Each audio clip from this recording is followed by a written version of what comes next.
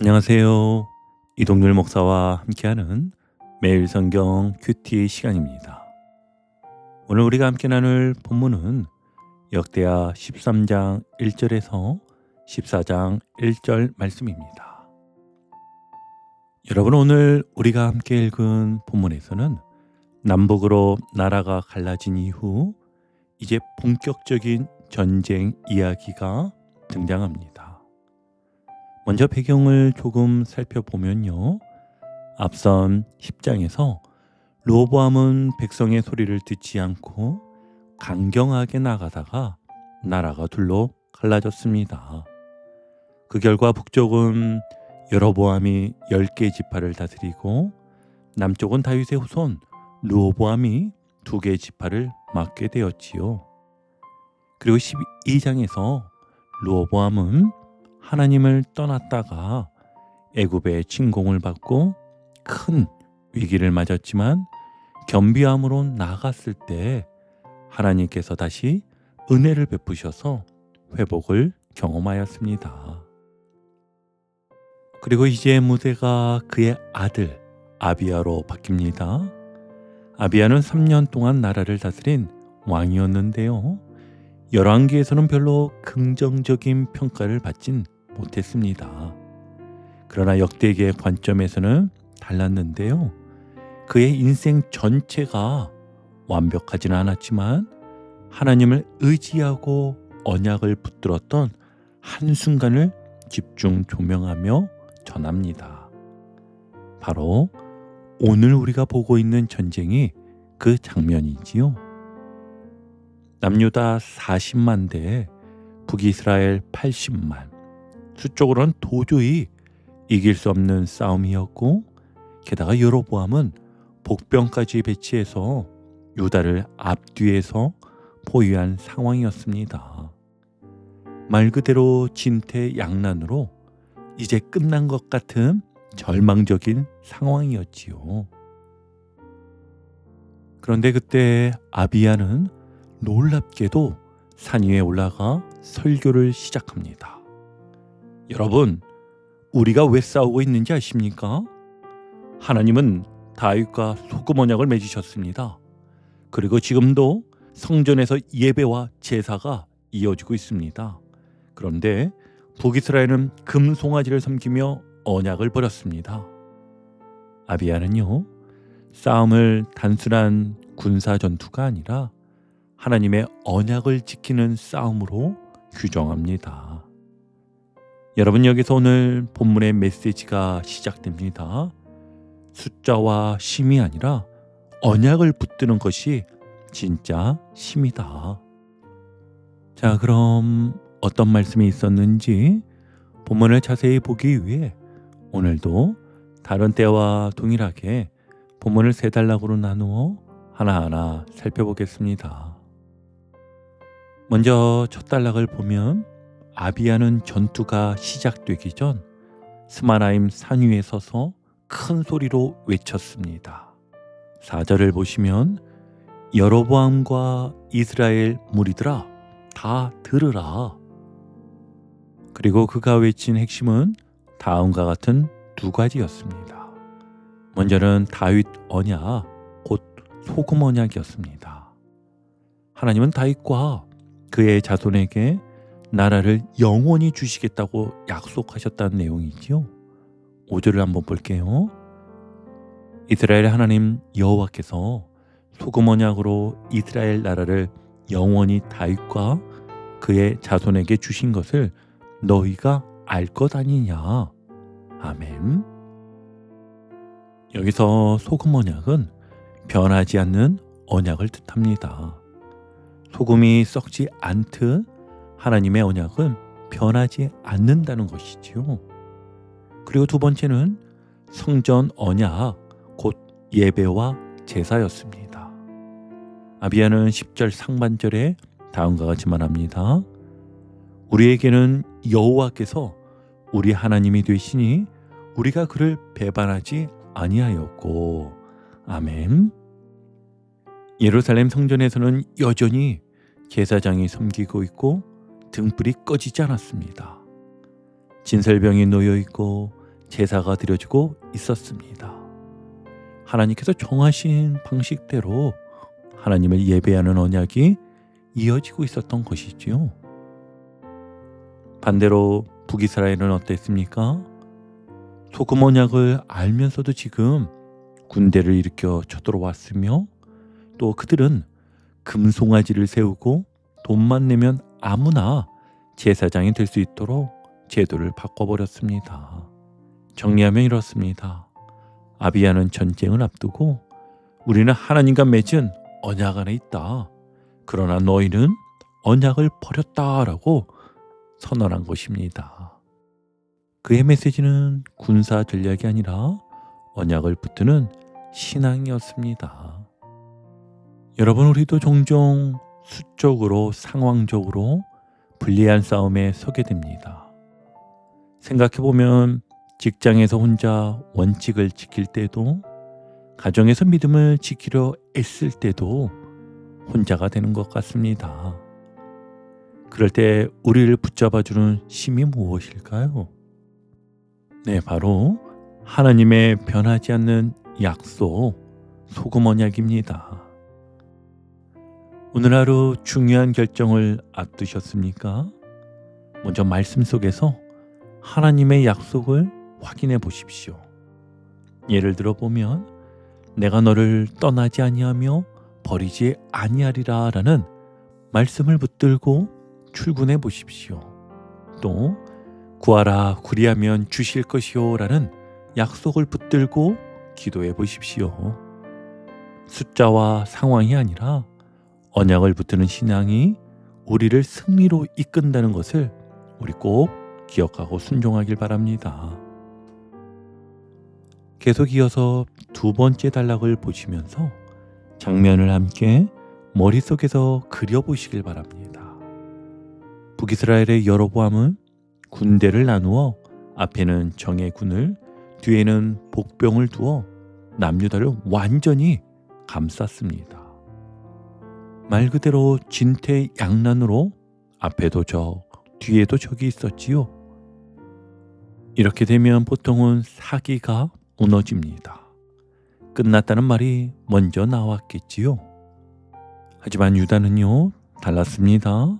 성경은 이렇게 말합니다.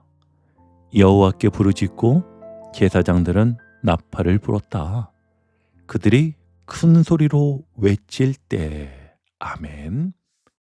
결과는 어떠하였지요? 하나님이 여로보암을 치심으로 전세가 뒤집혔습니다.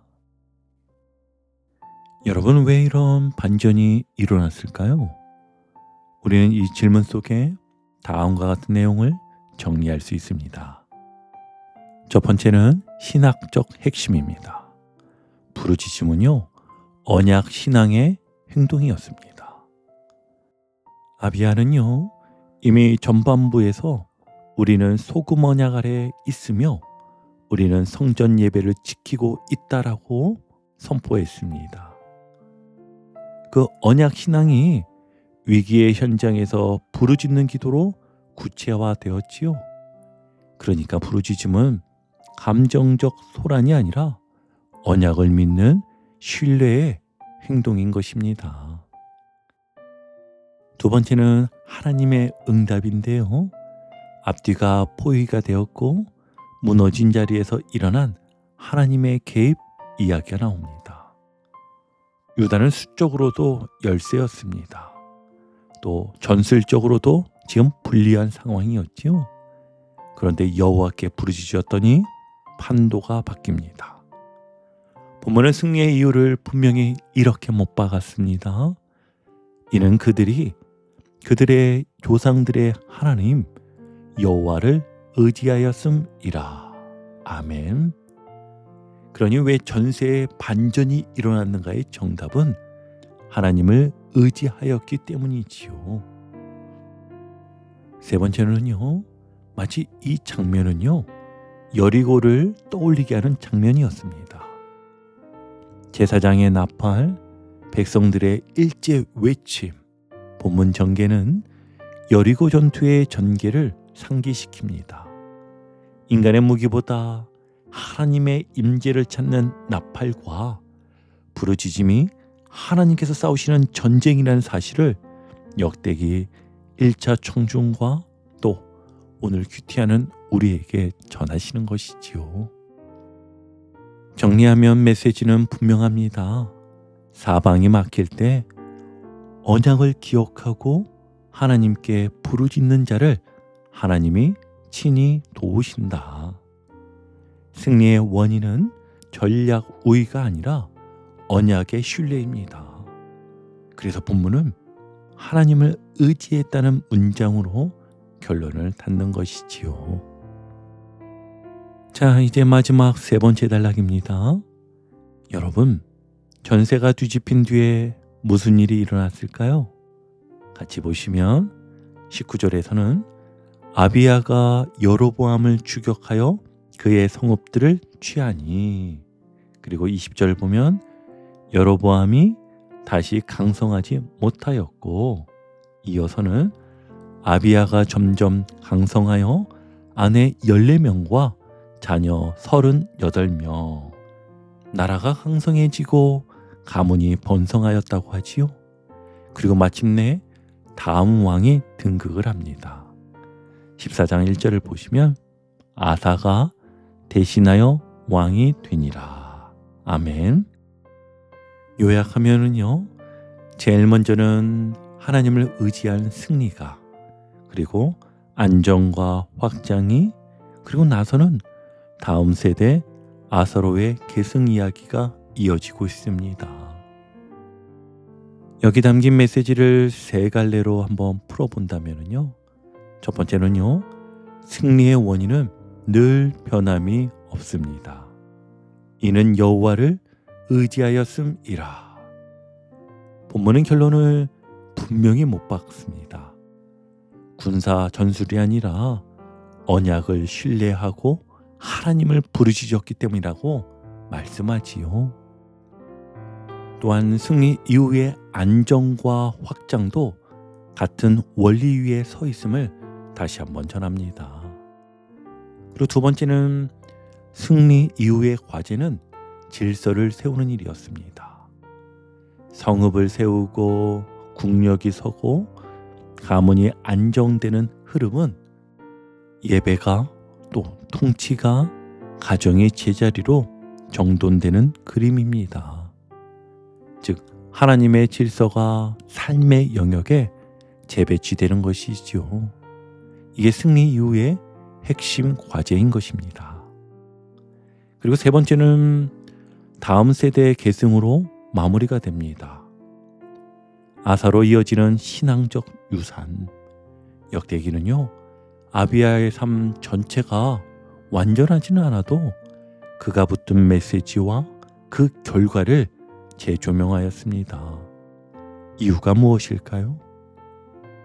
하나님은 불완전한 사람을 통해서도 언약 신앙을 다음 세대로 잇게 하신다는 사실을 보여주기 위함이었지요. 정리하면 메시지는 이것입니다. 하나님을 의지에 얻는 승리는 예배의 질서와 가정의 믿음으로 유지되고 확장될 때 다음 세대의 시작이 된다. 전쟁에서 이겼다면 이제는 집과 교회를 세우는 질서로 승리를 이어나가야 한다. 앞서 아비야가 전쟁에서 승리했을 때 성경은 담담히 기록합니다. 아비야가 점점 강성하여, 그리고 14장 1절에서는 그의 아들 아사가 대신하여 왕이 되니라. 아멘. 여기서 우리는 깨달을 수 있습니다.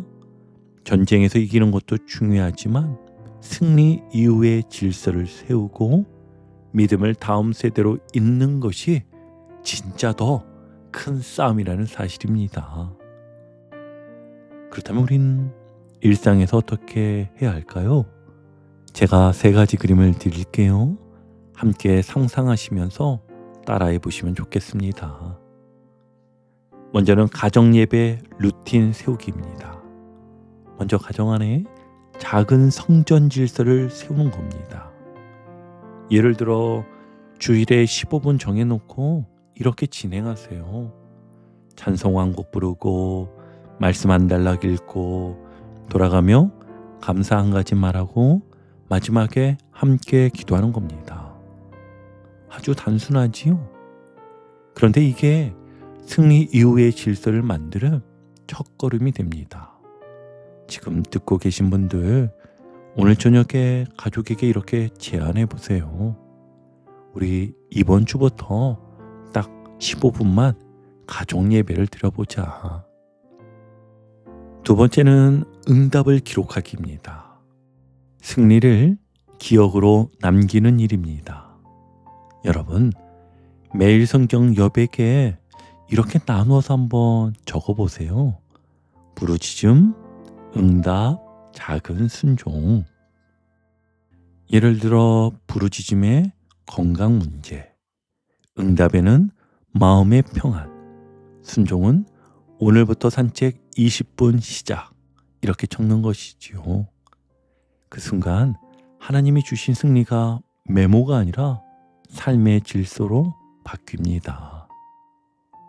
여러분, 오늘 밤 일기를 쓰듯 한 줄 적어보시지 않겠습니까? 작은 기록이 내일의 믿음이 될 것입니다. 그리고 세 번째는 한 사람과 동행하기입니다. 솔로몬 이야기 때부터 계속 나누고 있지요. 마지막은요, 역시 계승입니다. 아비야 이후 아사가 왕이 된 것처럼 우리도 믿음을 이어야 합니다. 여러분도 주변을 한번 돌아보세요. 자녀, 청년 혹은 새가족 한 사람, 그 사람을 정해서 주일에 10분에서 20분 말씀을 나누고 기도해 주세요. 이것이 바로 다음 세대로 이어지는 언약 신앙입니다. 여러분 마음속에 지금 딱 떠오르는 사람이 있나요? 그 이름을 지금 조용히 마음에 적으시고 연락해 보십시오. 나랑 한 달 동안 일주일에 한 번 같이 말씀을 나누자. 이렇게요. 여러분 이제 정리합니다. 가정 예배로 질서를 세우고 응답을 기록하며 한 사람과 동행할 때 승리는 다음 세대의 시작이 됩니다. 이것이 아비야 이후 아사로 이어진 것처럼 오늘 우리 가정과 교회에서도 일어날 줄 믿습니다. 바라기는 오늘 하루도 언약을 붙들고 부르짖고 질서를 세우는 삶으로 살아가시길 주의 이름으로 축원합니다. 오늘도 복음의 기쁨과 확신으로 승리하는 하루 되시길 축복합니다. 함께 해주셔서 감사합니다. 내일 큐티 시간에 다시 뵙겠습니다.